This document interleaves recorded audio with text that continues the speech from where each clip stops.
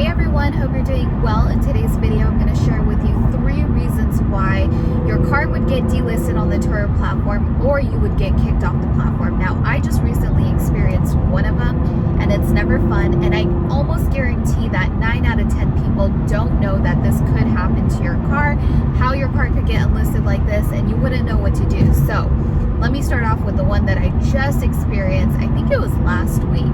And that is that your car can automatically get delisted off the platform if there is an open safety recall. So basically there is this national database, which I believe is called the NHTSA. So it's like the National Highway Transportation Database. And every open safety recall for any manufacturer gets registered with them. I believe, I don't know for a fact, but I believe that Turo's program runs through that database every single day and will compare the VIN numbers that are on the platform to that database to see if there are any open recalls. And if your car does get flagged, it automatically gets delisted. You'll get an email notifying you, and then basically you have to go to your dealership or the manufacturer, wherever you got the car from, and find out if there is a fix for that recall. Now, it doesn't sound like a big deal, except for the fact that sometimes there are not fixes available right away. And sometimes, like I had this experience with my Mercedes-Benz E450, it was looking like 3 to 4 months before there was going to be a fix in place. And that was crazy. And it was the first time I experienced it. So this kind of all goes back to my point of you want to make sure that you always have that safety net for any car that you're listing on the platform. And I do typically recommend anywhere between 3 to 4 months of a safety net for any cost or expense that you have for your car, because these things can happen. Now, of course, I have a very limited number of brands in my fleet. I have BMWs, I have Jeeps, I have Mercedes-Benzes, Corvettes. The only one so far that I've experienced multiple recalls for are Mercedes-Benzes, and I don't know why that is, but it has happened to me a few times now, and just most recently.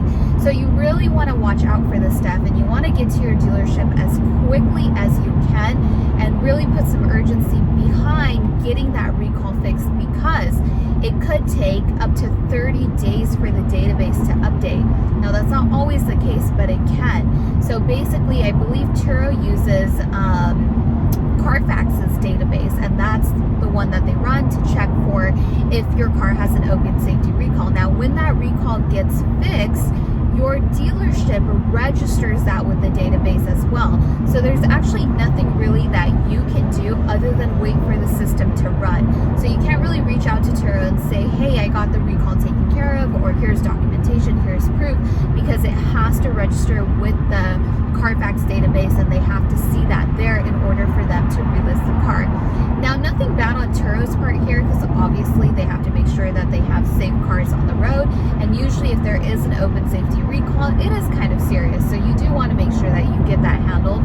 But the point of this is that you want to make sure that you're prepared for any expenses that you have for at least a couple months, because these things can happen out of the blues and you cannot anticipate for this stuff, so it's the only way to stay prepared. Now, let's say that happens and you have an upcoming booking. So what Turo will do is, if you have any bookings within 7 days of that, they'll cancel that. You won't be penalized for that in any way. So it's not bad on you as a host, but unfortunately these things happen, and it does just come with the nature of the business. So be prepared and just know that it can happen, and when it does, just take action right away. Go to your dealership, put some urgency behind it, and have them deal with it as quickly as they can. Before I get into number 2, I just want to remind you that, of course, as with any platform, if you violate any of the terms of service, it is grounds to be removed from the platform or have your car unlisted. So whenever you're getting involved with the platform, you do want to try your best to comb through the terms of service as much as you possibly can. Of course, there's a lot of literature there and there's a lot of fine print, so you can only do so much, but do what you can. That way you are informed and you're not caught off guard. The items that I'm citing in this video are the ones that I specifically have seen hosts come across, and they seem to be caught very off guard when these things happen, or they get warnings, or their cars get unlisted. So these are the ones that I think you should watch out for. So the next one is participating in gray market transactions. And basically what that means is that you are accepting cash outside of Turo's system for things that you shouldn't be. It could be cash, Venmo, Zelle, Bitcoin, it could be anything, but you're basically taking payment outside of their system and they're not okay with that. The only exception for that really is if you have a claim and you've gone through the proper system and you have decided to resolve it with your guest directly, then you can take that form of payment outside of Turo's system.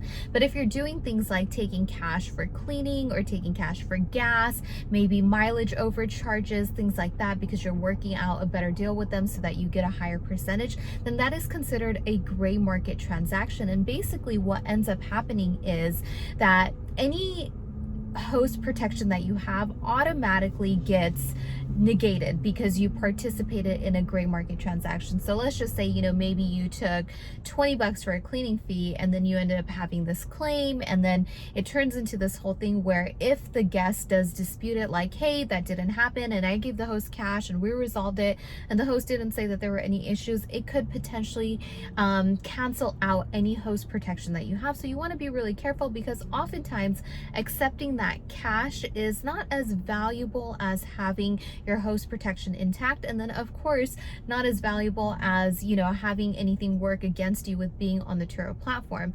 The area where I see this the most is what people start doing is using Turo as sort of a lead source to do their own rentals outside of the platform. And that is super risky in my opinion, because if you are using Turo as your lead source and you do get caught up in this, and then all of a sudden you get kicked off the platform, what do you do with the liability of your cars? Now, a lot of people always ask me, hey, why don't you just go and start your own car rental company? You have your own fleet, you've been doing this for so long, why do you pay Turo cut? For me personally, it's just not the business that I wanted to be in. And also, I don't want to take on the cost of acquisition and marketing and liability, because there is a lot that goes into that and it is incredibly expensive.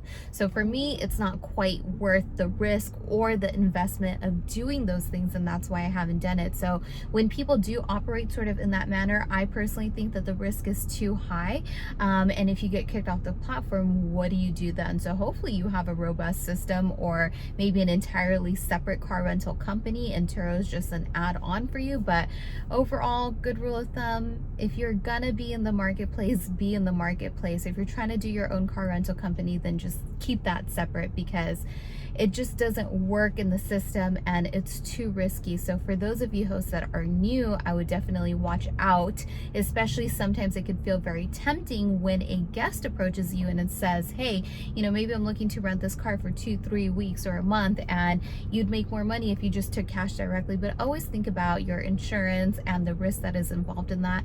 It's quite high, and I have found that it's not worth it. And I've seen these stories unfold in front of me with other hosts, and it becomes very problematic, and you don't want to expose yourself to that type of risk. I hope you guys are finding some gems so far in this video, and if you follow these things and kind of really pay attention to them, they should definitely protect you while you list your cars on the platform, and you should be good to go. All right, so if you like this video so far, make sure you like it, and if you like this channel, be sure to subscribe. So let me get into number 3. The number 3 reason why so many hosts reach out to me is because they get kicked off the platform for having a low host rating. Now, the last time I checked, Turo wants you to maintain at least an 80% 5-star rating. Often what I find is that when people reach out to me, they say things like, oh, well, I had guests that rated me unfairly, or they lied about the experience that they have, or whatever it might be.